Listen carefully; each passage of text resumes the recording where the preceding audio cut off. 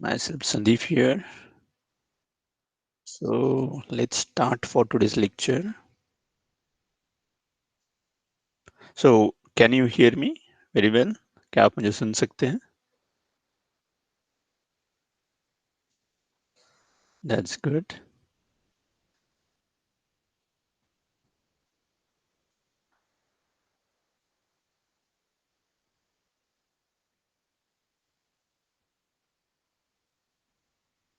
So can you see my screen now?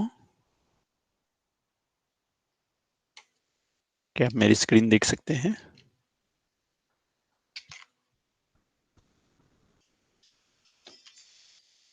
That's good. So do you remember where did we left last time?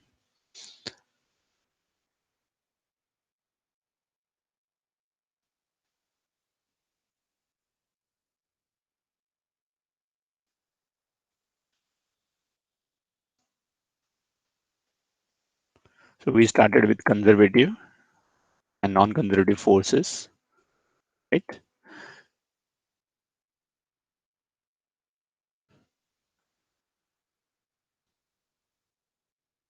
Do you remember anything? Anyone? So I think we have to start with work done by variable forces,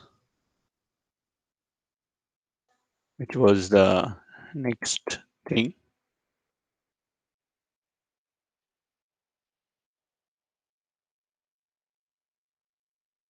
Okay, Sankalp, any other student? I think we have to start with work done by variable forces. That's what I remember.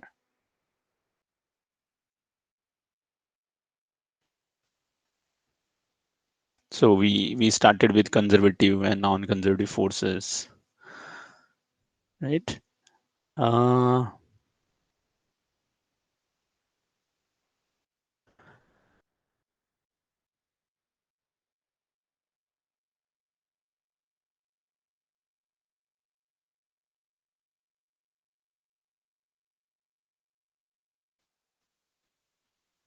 so yeah, so just for revision, so these are the some forces are conservative and some are non-conservative, which we discussed last time. हमने last time discuss किया था कि conservative forces are like which we can conserve, right, and which we can convert from one form to another. So those are the conservative forces.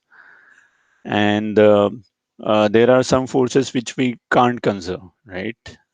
So there are like frictional forces. So when we there are frictional forces, and if we consider those forces while calculating the force and energy formulas, then those forces will not be conserved. Hence those are called non-conservative forces. So मैं आपको एक simple example देना चाहूँगा, जैसे कि अगर friction है, अगर एक ब्लॉक को आप मूव कर रहे हैं, राइट, ऑन किसी भी जमीन पे है, तो इस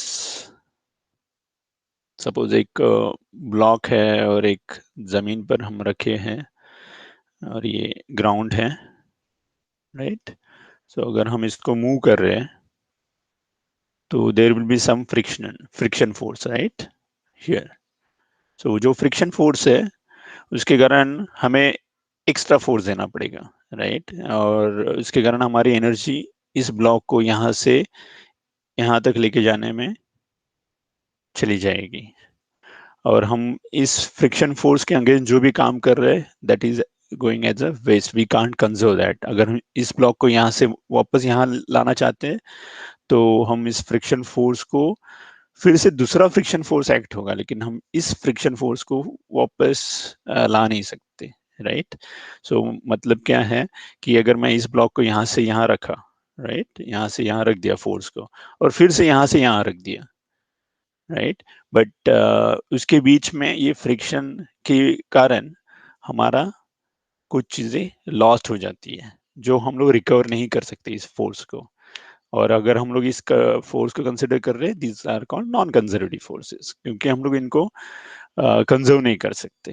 okay, so there are two types of forces: friction, air friction, और एयर रेजिस्टेंस जो भी है, और वो हमेशा प्रेजेंट होता है, राइट। हम लोग वैक्यूम में नहीं रहते हैं, हमारे आजू बाजू में एयर प्रेजेंट होता है। अगर हमारी कार, हम लोग कार भी कंसिडर करते हैं, right.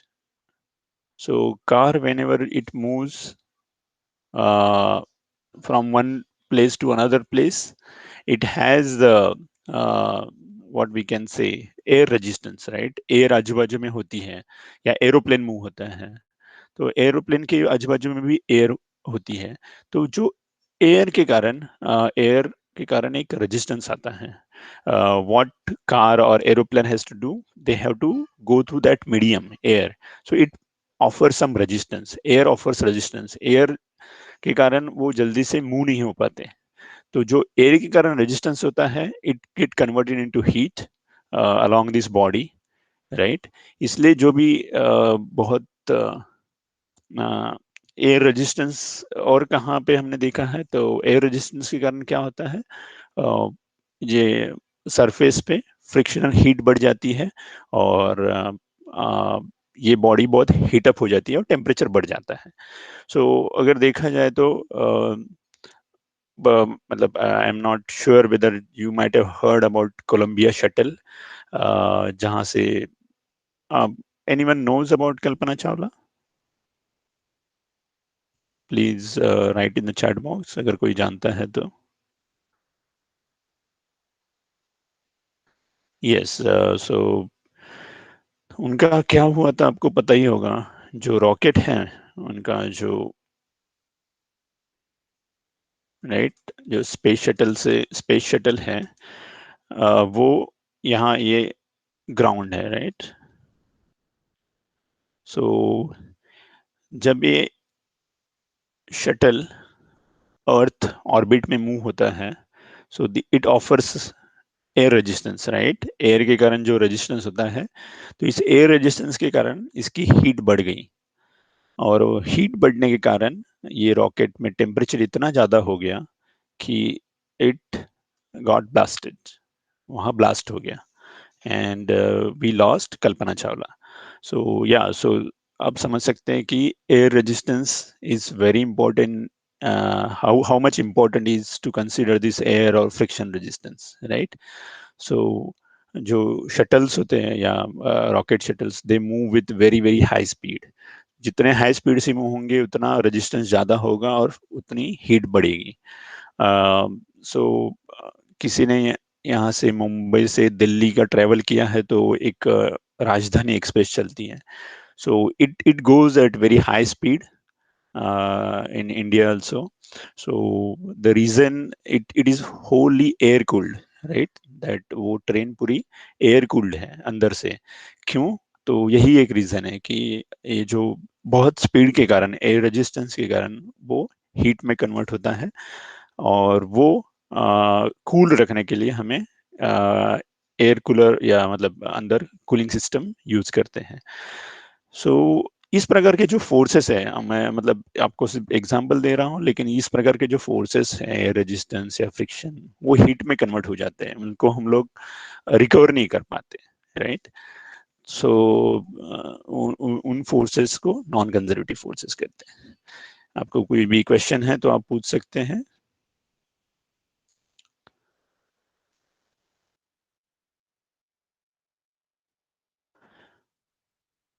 So, any suggestions for me, like आपको अगर कोई डिफरेंट स्टाइल से पढ़ना अच्छा लगता है तो you can write in chat box, या आप अनम्यूट करके बोल भी सकते हैं। I am just giving you an I am just giving you an chance to speak up. अगर आपको लगता है कि, I think before this whether you used to read all this stuff one by one student, अगर वो आपको अच्छा लगता है तो I can do that to.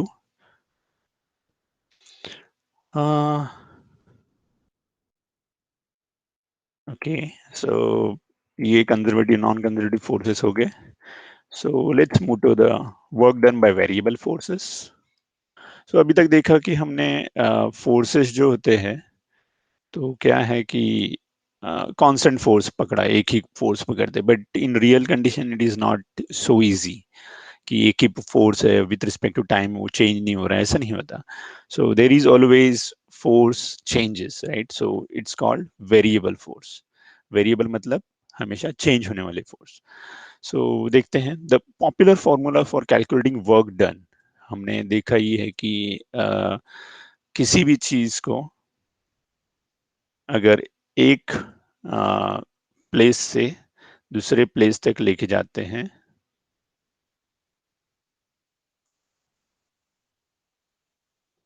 तो ये डिस्टेंस हो गया s, राइट. ये डिस्टेंस एक डिस्टेंस से दूसरे डिस्टेंस तक मूव हो गया, और उनका फोर्स यहाँ हमने F लगा दिया सपोज. तो हमने कितना वर्क कैलकुलेट किया, is F into S. Okay. So particularly हम लोग देखते हैं कि F into S into cos theta, where theta is angle between the applied forces. क्योंकि यहाँ देखिए S इज वेक्टर है, राइट, और F इज ऑल्सो वेक्टर. तो हम लोग F और S को किस प्रकार से कैलकुलेट, तो S into cos theta. So we always see उसका कॉस थीटा का कंपोनेंट लेते हैं. तो वो क्यों होता है मैं बताऊंगा आपको. Where theta is the angle between the applied force F and displacement S. Okay. Suppose हमने ऐसे फोर्स लगा दिया, ओके okay? और ये ब्लॉक हो रहा है मूव ऐसे, तो इनके बिटवीन जो एंगल होता है वो होता है थीटा. ये है F. भले हम लोग फोर्स ऐसे लगा रहे हैं एंगल में, और लेकिन ब्लॉक इतना हेवी है कि वो ऊपर नहीं जाएगा, वो यहाँ से यहाँ मूव हो गया, राइट. सो ये हो गया उसका मूवमेंट. तो ये मूवमेंट का जो डायरेक्शन है, उससे फोर्स, हमने फोर्स ऐसे पुश किया था, राइट. उनके बीच में का एंगल है थीटा.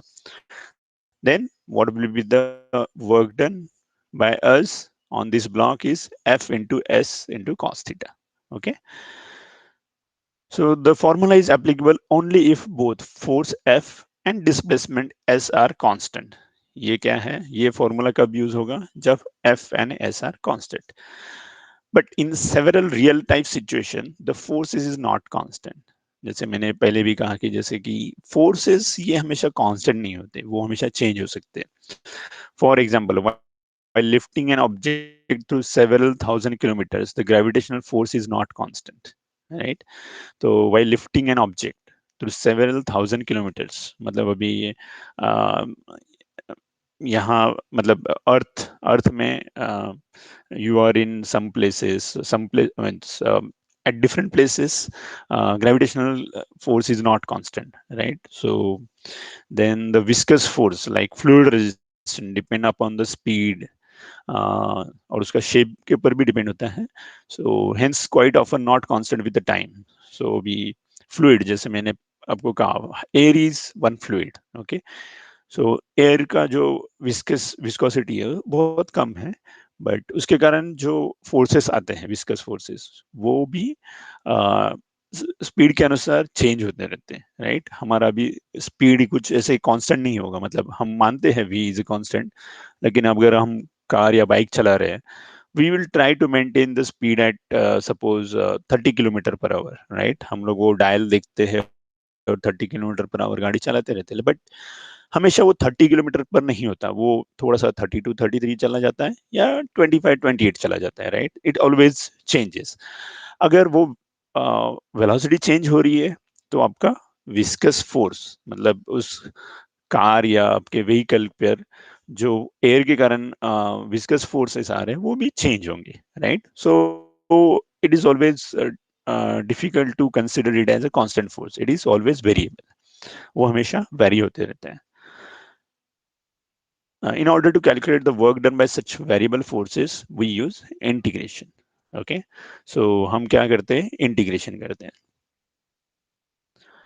So आप अभी इंटीग्रेशन 11th में है, तो आई एम नॉट श्योर कि आपने कितना मैथ्स में पढ़ा है, नहीं पढ़ा है, but I will give you small glimpse.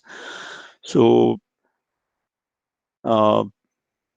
एक होता है डेरिवेटिव. डेरिवेटिव का मतलब होता है कि उसका मतलब किसी भी चीज का डेरिवेटिव क्या करते हैं हम लोग विथ रिस्पेक्ट टू उसका, suppose D F by D T, right.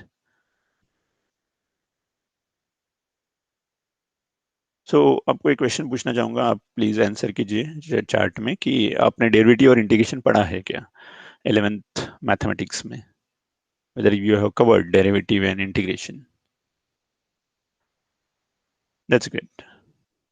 Yeah, some people have covered and some people have not covered. So मैं सिंपल एक एग्जांपल दूंगा। अभी आपको तो जानते ही हैं, मैं एक सिंपली एक ग्राफ बनाऊंगा y और x। तो इनके बीच में एक लाइन है, ये जीरो से जाए या कैसे भी, ओके, ये लाइन है, ओके। सो अगर ये मैं लाइन का एग्जांपल दे रहा हूँ, वो हम इस एग्जांपल से सीख के हम लोग इसे किधर भी एक्सटेंड कर सकते हैं, ठीक है। तो ये क्या है, x एक वेरिएबल है, x टाइम हो सकता है या कुछ भी, और y फोर्स या कुछ भी, अनदर एग्जांपल ले सकते हैं हम। सो ये हमारा एक ग्राफ है, सिंपल हमने ग्राफ पढ़ा था 8 9 10th कक्षा में, हमने पढ़ा है ये इस प्रकार के ग्राफ लाइंस बनते हैं। तो डेरिवेटिव क्या होता है, तो ये जो चेंज होता है, तो हमने पढ़ा होगा कि यहाँ से इतना एक डिस्टेंस लिया dy, और यहाँ से इतना डिस्टेंस लिया dx। अभी इसका मैं बता दूंगा मतलब क्या होता है। सो हम लोग इस दो चीजें, जैसे यहाँ दो है यहाँ तीन है, और तभी y भी चेंज हुआ, सपोज 50 से 70 तक, ठीक है।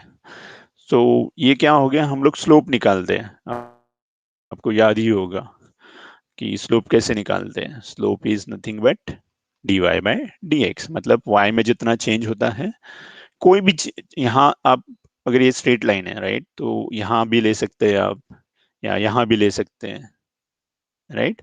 ये किधर भी आप ऐसे दो पॉइंट ले लीजिए जो उस कर्व को टच करेंगे, और उनका dx ले लेंगे और ये dy ले लेंगे, राइट। सो ये हो गया slope.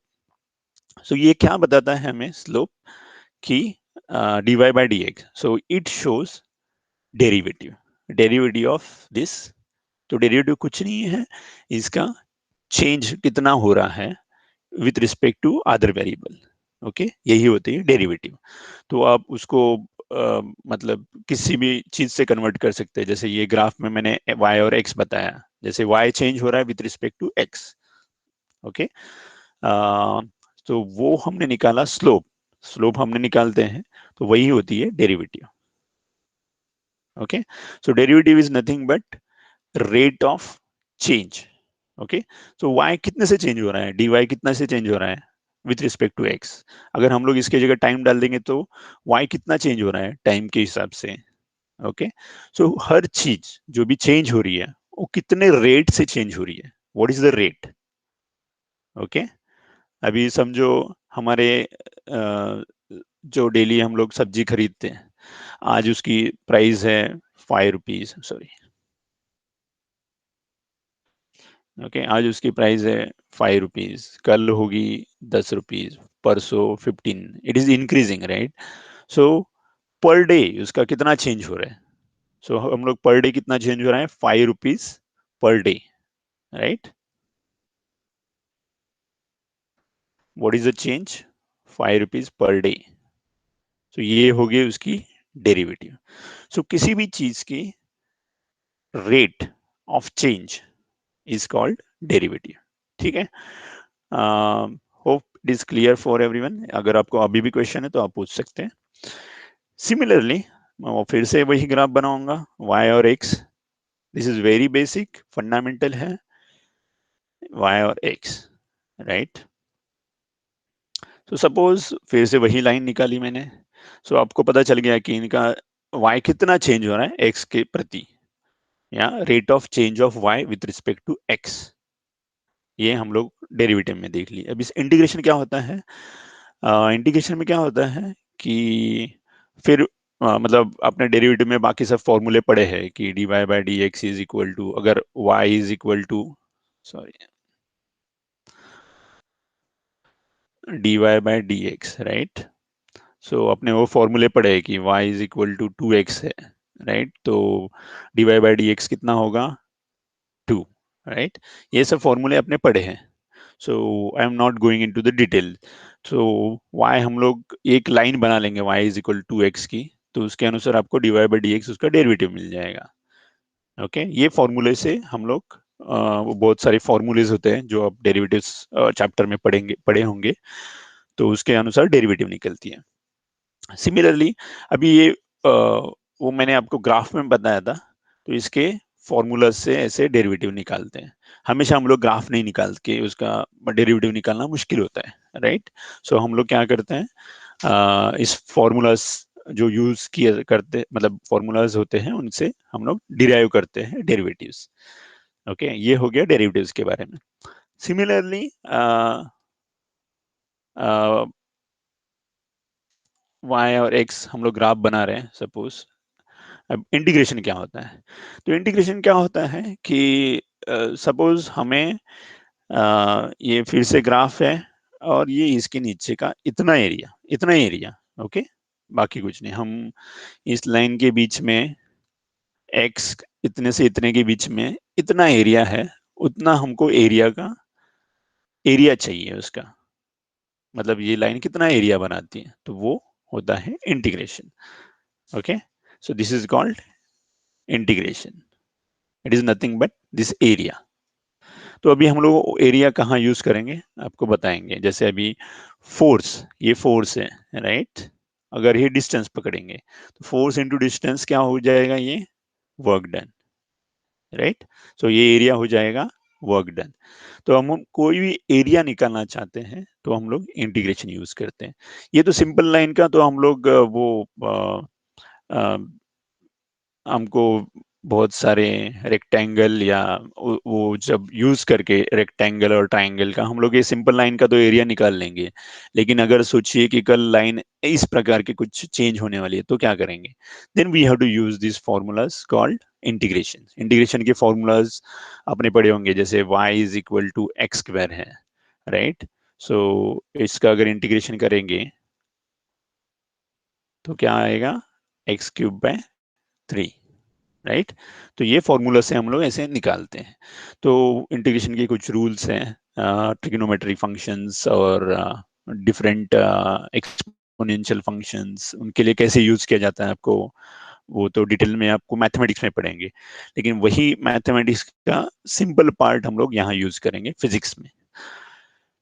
So this is hopeful it is clear. अगर आपको कोई क्वेश्चन है तो आप पूछ सकते हैं। Derivative is nothing but rate of change, integration is nothing but area under the curve, जो भी कर्व है उसके अंडर वाला एरिया इंटीग्रेशन है। तो सॉरी, यहाँ देखते हैं figure 4.1a shows variation of force F plotted against corresponding displacement. तो यहाँ ये ग्राफ बनाया है। As a displacement is the direction of applied force, vector nature is not used. यहाँ वेक्टर नहीं यूज करें। We need to calculate the work done by the force during displacement. तो अभी ये देखिए ग्राफ, मैंने आपको कहा था ये इस प्रकार से एक ग्राफ है। तो इसमें ये y एक्सिस में फोर्स है और x एक्सिस में डिस्प्लेसमेंट। सो ये always it is like y and x, right. So अभी देखते हैं। सो अब मैं यहाँ बना लेता हूँ। सो ये है फोर्स और ये है S। तो देखिए अभी सपोज हमने S1 से S2 डिस्टेंस पकड़ा, राइट। डिस्प्लेसमेंट फ्रॉम S1 और S2 हम लोग कंसिडर कर रहे हैं। As the force is variable, force ऐसे वेरिएबल है, तो using W is F/S2 directly is not possible. मतलब हम लोग यहाँ F को कांस्टेंट कंसिडर कर रहे हैं। अगर ये F, तो अभी देखिए ये कब यूज होगा, अगर हम सिंपली उसको एफ अगर कांस्टेंट होता है ऐसे, तो ये एरिया मतलब आपका डायरेक्टली वर्क डन मिल जाता हमें, बराबर है। लेकिन अभी क्या है, F is not constant here with respect to distance, F change हो रहा है, राइट। सो हम लोग इंटीग्रेशन यूज करते हैं। सो इंटीग्रेशन का कैसे है, let us divide the displacement into large number of infinitesimal, infinitely small, infinitesimal बोलते हैं, इन्फाइनेटली स्मॉल मतलब बहुत स्मॉल स्मॉल डिस्प्लेसमेंट में हम लोग उसे डिवाइड कर देंगे इस चीज को। तो यहाँ देखेंगे, सॉरी,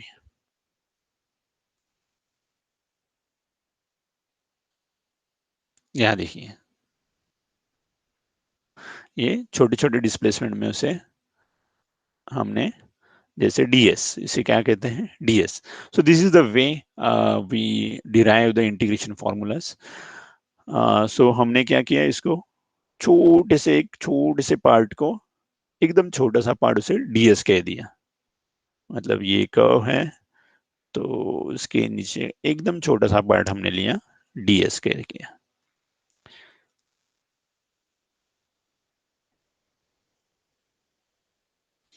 एक छोटा सा चेंज वाला पार्ट है, ओके।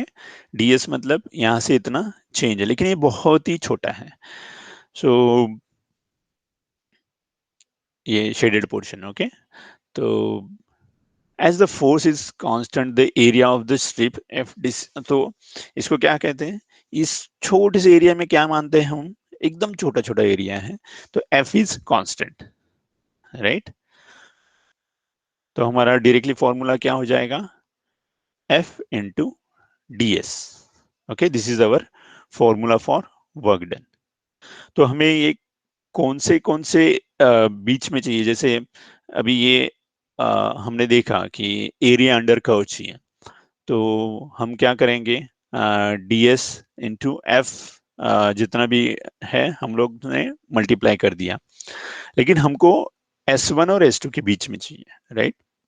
इसलिए लिमिट्स ऑफ इंटीग्रेशन बोलते हैं, तो एस वन से एस टू के बीच में हम लोग उसका एरिया निकालेंगे। So work done is equal to nothing but integration of f into ds s1 to s2. This is the limit. Okay. Why we are putting s1 to s2?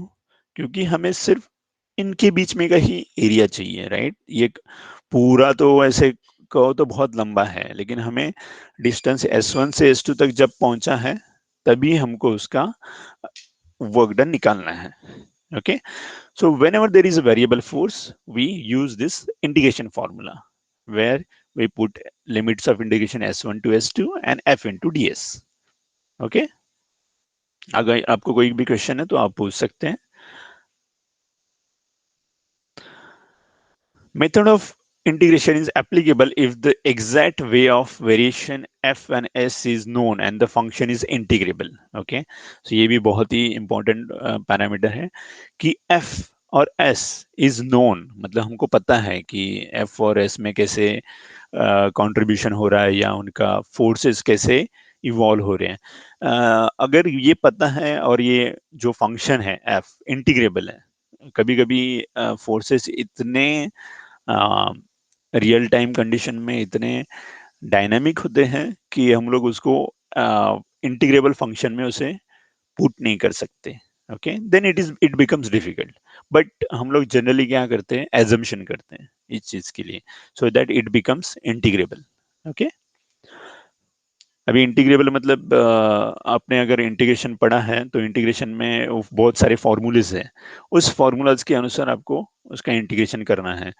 तो अगर उस formulas के अनुसार भी आप उसको इंटीग्रेट नहीं कर सकते, then it becomes difficult, okay, it become non integrable. The area under the curve between S1 and S2 also gives the work done W. If the force axis necessarily starts with zero, okay, as it consists of all steps of ds between S1 and S2. In figure 4.1, the variation is the force is linear. In this case, the area of trapezium. Okay, we are going for another figure. Sorry.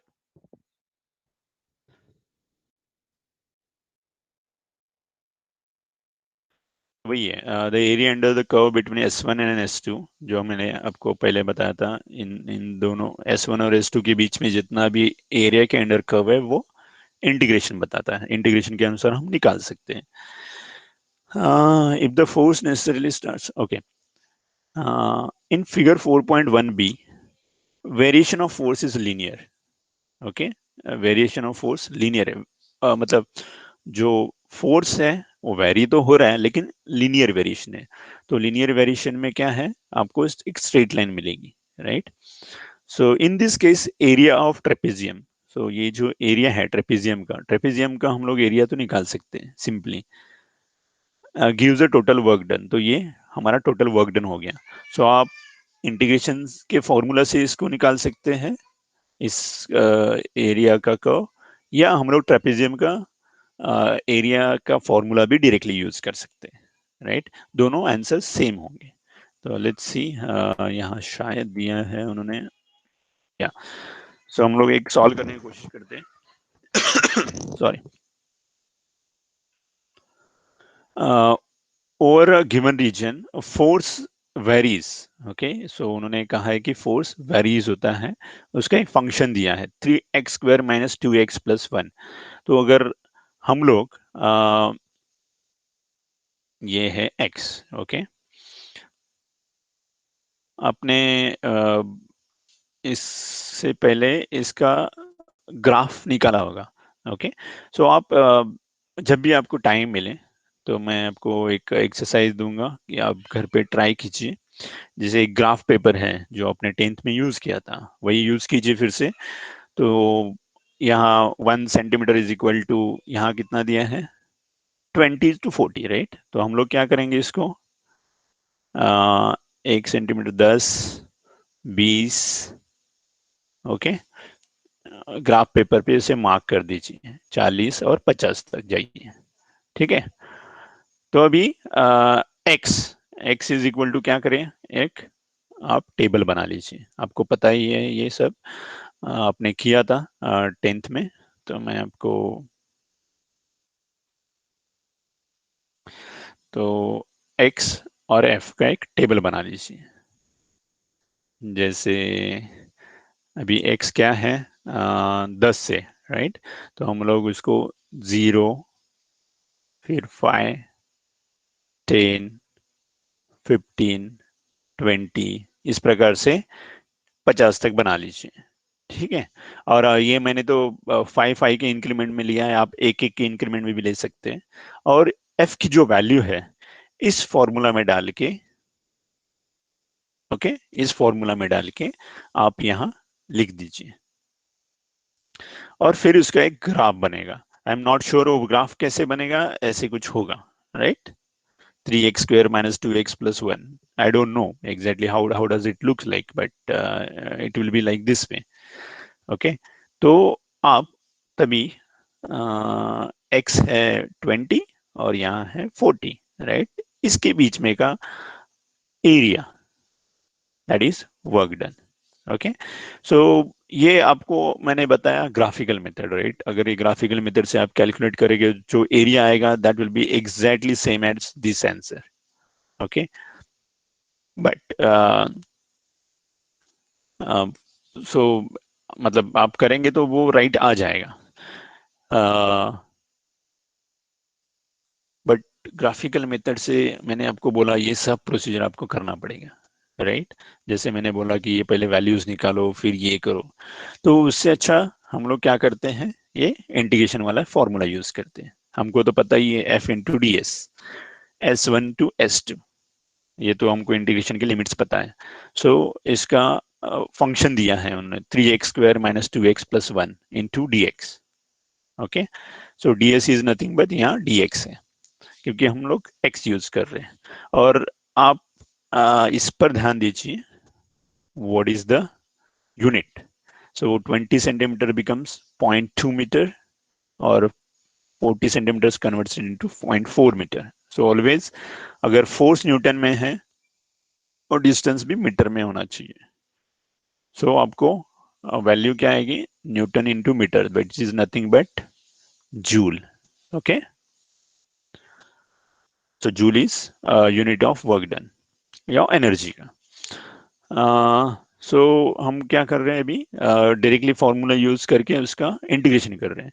So 3x² का integration है x cube divided by 3, right.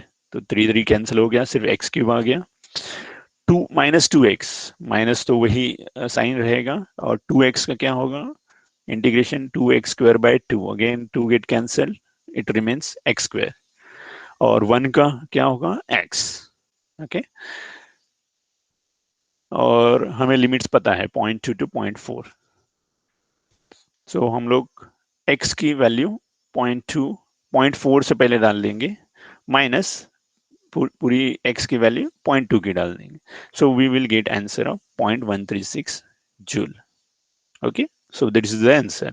सो ये जो हमने formula से निकाला, या हम लोग इंटीग्रेशन की फॉर्मूलाज यूज करके ये आंसर निकाला है, this is nothing but area under this curve. अगर आप ग्राफ पेपर पे लेके ये कैलकुलेट करेंगे graph exactly, it will be same answer, right. Just you have to be very careful about the unit, right? So if you have any question, please try to post in the chat box. अगर आपको कोई question नहीं है तो I will move ahead. Okay, work energy theorem, इसमें क्या है, हम पढ़ेंगे अभी। वर्क एनर्जी थ्योरम क्या है, if there is a decrease in potential energy like body falling down due to conservative force, it is entirely converted into kinetic energy. Work done by force then appears as kinetic energy. मैंने last time को एक question पूछा था इस मामले में, इस बारे में कि एक मैं आपको फिर से पूछूंगा। So vice versa, if an object is moving against conservative force, its kinetic energy decreases by amount equal to work done against the force. The principle is called work energy theorem for conservative forces. So क्या है कि एक object है, if there is a decrease in the potential energy like a body falling down, okay, so एक body है, okay, जो हम एक डिस्टेंस पे से होल्ड किए h, ओके, और उसको वो फॉल हो रही है, it's simply falling due to gravity. So जो भी पोटेंशियल एनर्जी है, तो यहाँ पोटेंशियल एनर्जी क्या होगी, m उसका मास है, g is gravitational acceleration, h is distance. तो अगर ये यहाँ से फॉल होके यहाँ आ गई, suppose same body, right, there is no change, तो क्या हो गया, distance, new distance is h1, so mgh1 is new potential energy. So ये क्या होगी, पोटेंशियल एनर्जी कम होगी, decrease in potential because distance कम हो गया, राइट। सो कहाँ से आ रहा है पोटेंशियल एनर्जी कम हो रही है, क्योंकि हमारी देखिए m और g तो सेम रह रहे हैं, what is changing is the distance, h is becoming h1 is less, right? So हमारी पोटेंशियल एनर्जी कम हो गई, तो वो क्या होती है, it converts gate converted into kinetic energy. तो इसकी काइनेटिक एनर्जी क्या है, अगर ये फॉल हो रहा है तो उसका वेलोसिटी v है, right, it is converting into velocity. So kinetic energy का फॉर्मूला आपको पता है, हाफ mv², ओके। सो जो भी पोटेंशियल एनर्जी डिक्रीज हो रही है, it is converted into velocity, और काइनेटिक एनर्जी में कन्वर्ट हो रही है। सिमिलरली अगर ये यहाँ से ऊपर जा रहा है, तो सिमिलरली वही होता है, vice versa, object is moving against conservative force, it's kinetic energy decreases, और उसको पोटेंशियल एनर्जी में वो कन्वर्ट कर लेता है। सो this is called work energy theorem. It's हमने, मैं आपको इसके बारे में एक बताऊंगा, और ये सिर्फ only for conservative forces, okay. We are not considering air resistance और any frictional resistance, okay. So consider an object of mass m moving with velocity u experiencing a constant opposing force F, which slows it down to v during displacement s. As u and f F are oppositely directed, the entire motion will be along with the same line. In this case, we need not use the vector form. Just plus minus sign should be good enough. So let me clear all this stuff. So यहाँ देखिए, consider an object of mass m moving with velocity u. Okay, एक object है जो velocity u के साथ move हो रहा है, experiencing a constant opposing force f. वो हमेशा एक कांस्टेंट फोर्स f अपोज कर रहा है, which slows it down to v during displacement s. तो वो यहां से यहां मूव होते हुए f is slowing down, okay, during the displacement s, and u and f are oppositely directed. The entire motion will be along with the same line in the, okay. So एक body है जो velocity u से move कर रही है और उसको opposing force है f.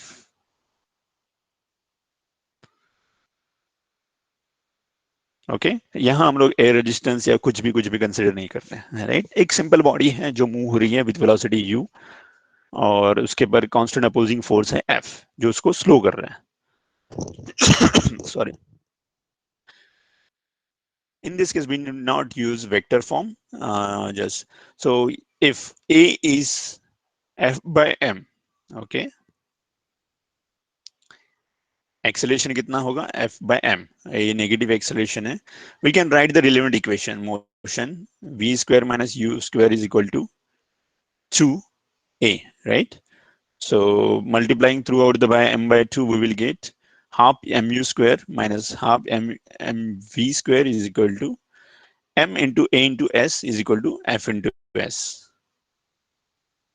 ओके, सो यहाँ से देखिए ये एक्सेलरेशन में मतलब it's nothing but acceleration and it converted into s. Okay, mass into acceleration into s. So this is nothing but ma is nothing but force, right. So इस प्रकार से ये क्या आ गया, left hand side is decrease in the kinetic energy, right. ये kinetic energy में decrease हो रहा है and it is converted into right side is a work done by the force. जो फोर्स उसके पर वर्क कर रहा है उसके कारण ये राइट हैंड साइड में फोर्स है उसका, राइट.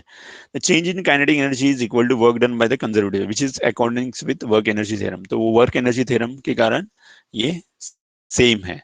सो ये क्या है कि हम एक मैं आपको फिर से डिस्क्राइब करना चाहूंगा कि एक m बॉडी है, मास m है, और ये यहाँ मूव हो रही है समझिए, और इसकी वेलोसिटी u है, ओके, और एक फोर्स F अप्लाई हो रहा है उसके ऊपर अगेंस्ट दैट. तो हम लोग उसे ब्रेकिंग फोर्स भी समझ सकते हैं, right.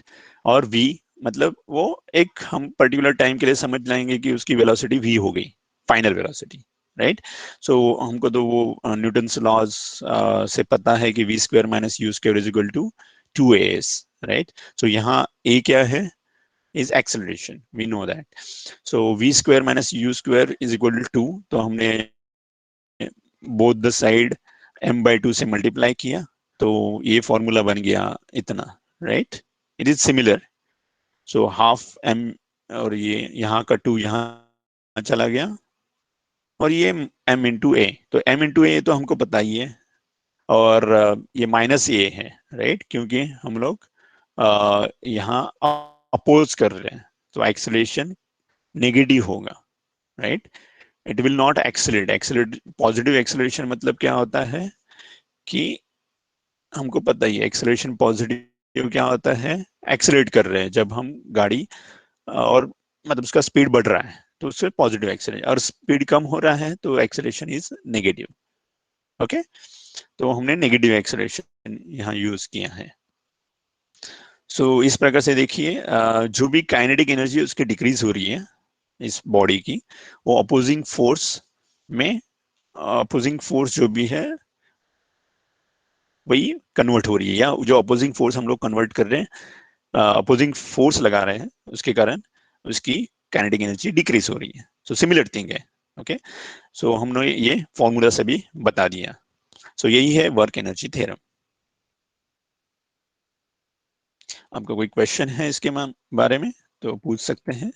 This is just what we discussed, like we can convert this potential energy to kinetic energy and kinetic energy to potential energy, वही है।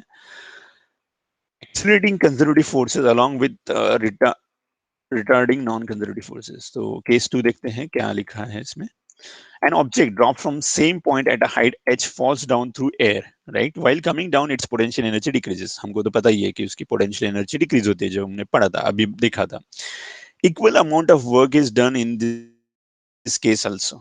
Okay, so इसमें भी एक equal amount का work होता है। However, the work is not entirely converted into kinetic energy, but some part of it used in the overcoming the air resistance। This part of energy appears in the some other forms such as heat, sound, etc. In this case, the work energy theorem on mathematically can be written as, so change in potential energy is change in kinetic energy plus some work done on the air resistance। Okay, so जो हमने देखा था अभी कि एक ball अगर हम लोग छोड़ देंगे ऊपर से नीचे तक, सो व्हाट विल हैपन, उसकी काइनेटिक एनर्जी, पोटेंशियल एनर्जी जो थी वो काइनेटिक एनर्जी में कन्वर्ट हो जाएगी, plus there is some air resistance, right. उसके कारण भी हमें मतलब जो वेलोसिटी पूरा काइनेटिक एनर्जी में चेंज होने वाला था उतना नहीं होगा, it will some part will go into the air resistance. तो क्या होता है, हमने अगर बॉल छोड़ दी यहां से तो हमें वेलोसिटी आनी चाहिए कुछ, सपोज, क्योंकि अगर जितनी भी पोटेंशियल एनर्जी अगर वो पूरी कन्वर्ट हो गई तो क्या होगा, वेलोसिटी 10 मीटर पर सेकंड में जानी चाहिए थी, बट एयर रेजिस्टेंस के कारण क्या होता है, it get converted into 8 metre पर सेकंड, राइट। क्योंकि थोड़ी सी एनर्जी कहां चली जाती है, एयर रेजिस्टेंस में। ओके, सो इस प्रकार से हम लोग एनर्जी वर्क थ्योरम यूज करते हैं। सो और जो एयर रेजिस्टेंस है वो क्या होता है, बॉडी के आजू बाजू में लग के उसका कन्वर्शन यानी हीट या उसमें हो जाता है। मैंने आपको एक एग्जांपल भी दिया था, जैसे कोलंबिया स्पेस शटल गिरा था, I do not remember the name but it is Columbia space shuttle, जिसमें कल्पना चावला की मौत हुई थी। तो that is one of the example where the air resistance heated up the body. ऊपर से ये जो स्पेस शटल नीचे आ रहा था तो उस बॉडी को हीट अप किया, और हीट इतनी बढ़ गई कि उसका आ, उस स्पेस शटल के ब्लास्ट हो गए और टुकड़े टुकड़े हो गए थे। सो मतलब it was very unfortunate event. I think it's like 2 February, it's coming up, that anniversary for that event when it is happened. It is very unfortunate event of in the NASA's history. So वही है, air resistance है। so वही मैं आपको यहाँ बताना चाहूंगा। तो मैंने आपको एक क्वेश्चन पूछा था कि अगर बाय बाय दिस थ्योरम एक बहुत ही m1 है और एक छोटा सा पार्टिकल है m2, ओके, अगर इसको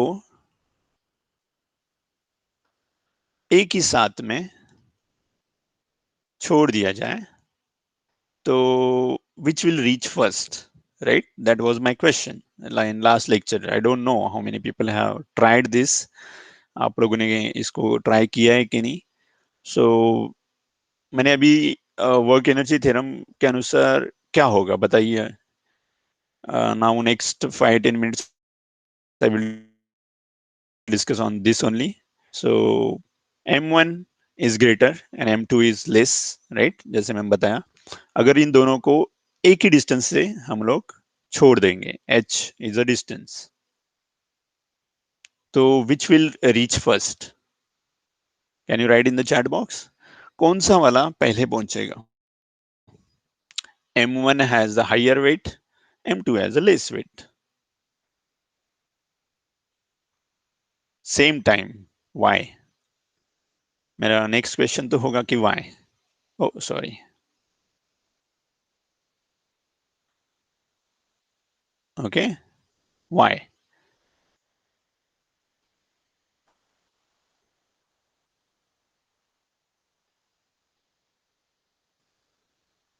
तो we are like human being, right? So I will just suggest you that okay, now you have given the answer that they will reach at the same time, but by which formula and why? We have to get the answer, right?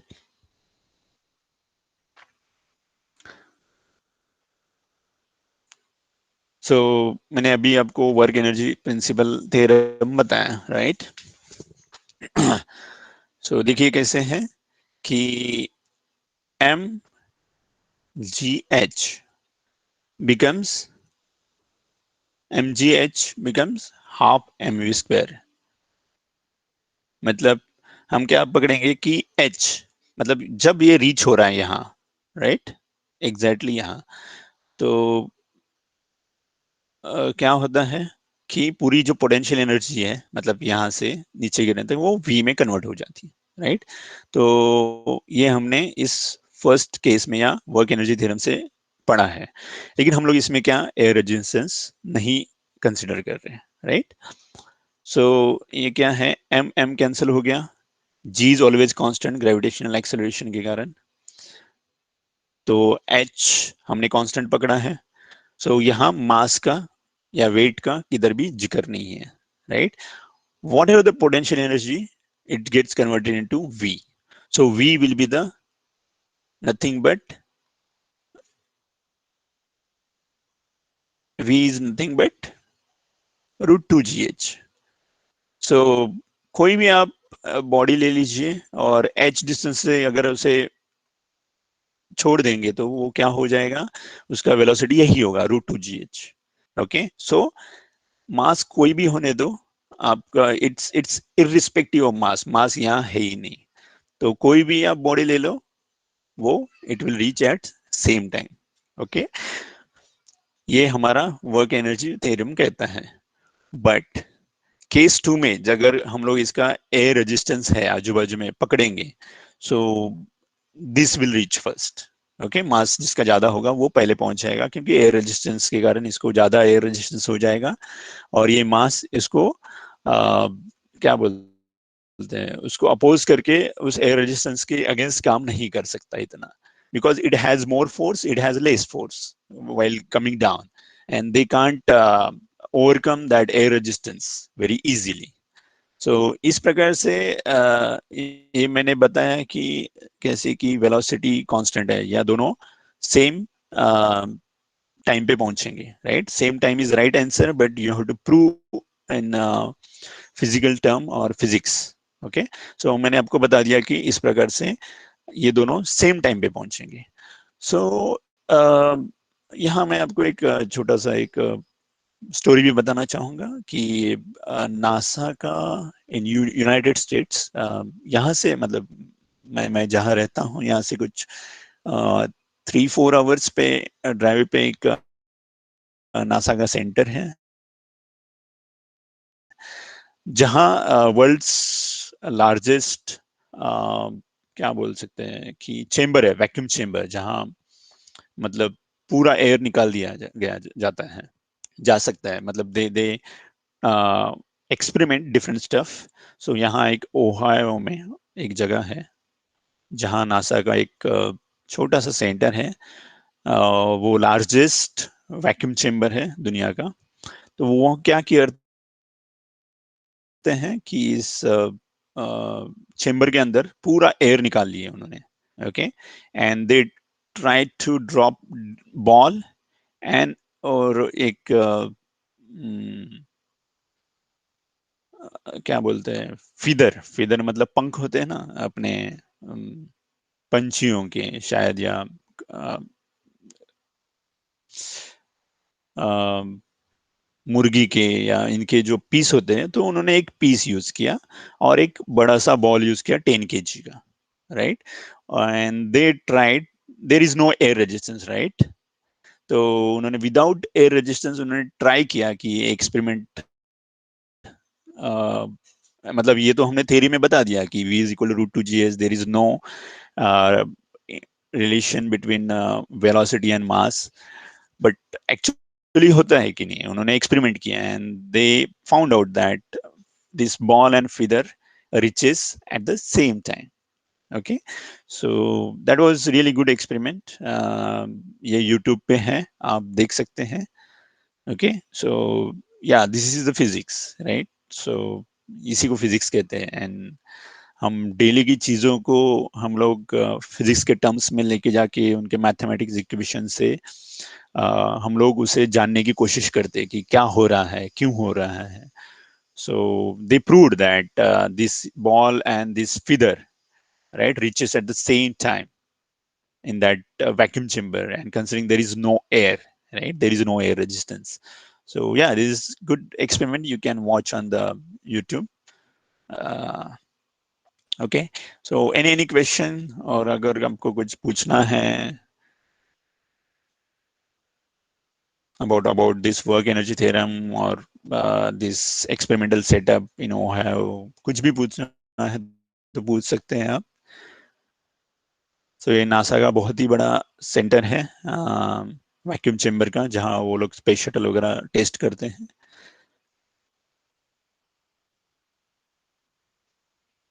Any question?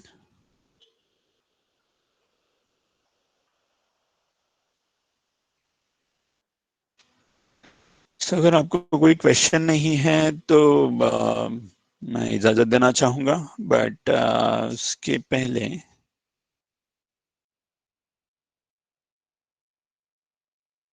ठीक है, मैं आपको वो video का link भेज दूंगा बाद में, या आप you can search on Google also this experiment. Okay, have a great evening. Bye bye, take care. We'll see you in next lecture. Thank you.